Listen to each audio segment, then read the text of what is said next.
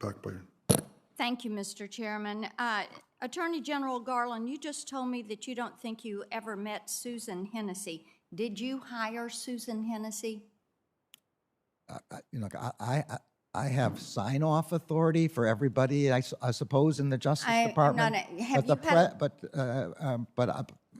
Okay. That's the best I can answer with respect to that. But the question you were worried about, Senator, and I understand, had to do with Durham. And as I explained, she has nothing to do with the Durham investigation. Okay, were you unaware of her comments before you hired her? Again, You don't know.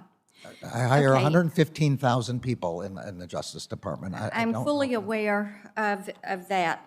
And it's amazing to us that those 115,000 people can't investigate things like crime on the border, can't investigate crime on the streets. And, you know, I'm going to return to this memo of October 4th. The memorandum cites harassment, intimidation, and threats of violence. And what I'd like to know is who chose that language, harassment, intimidation, and threats of violence. You've said this reflected your views, but it's become apparent that you did not write this memo yourself. So I would like to know who came up with that language. Was that yours or was that submitted language?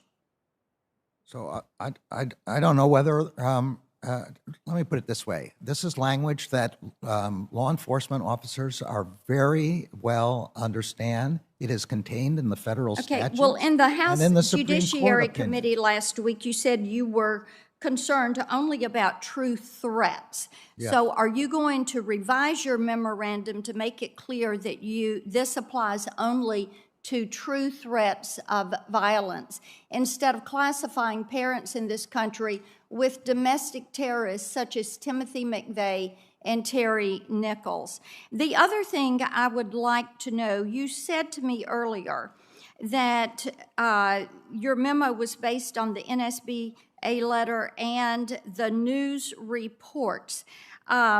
So you've said there was not a lot of independent research done by you and your staff. So if you would please submit to us for the record the news reports that you're referencing so that we will be able to have that as a frame of reference. And also, we would love to know who actually did write that memo and how they came up with the idea of calling parents a domestic terrorist. One other thing I've got for you. Do you agree with the Supreme Court that the Second Amendment is a civil right? And if so, what is your Civil Rights Division doing to ensure it is being protected? So just to back up on some of the questions, the memo doesn't say anything about domestic terrorism or calling parents domestic terrorists. I do agree the Second Amendment is part of the Bill of Rights and is therefore a civil right. The Civil Rights Division has some generalized authorities, but it also has specific statutory authorities. I don't know whether there is a specific statutory authority with respect to the Second Amendment that has been given by Congress to the Civil Rights Division. I'm not aware of one. There may be, but I'm not aware of it.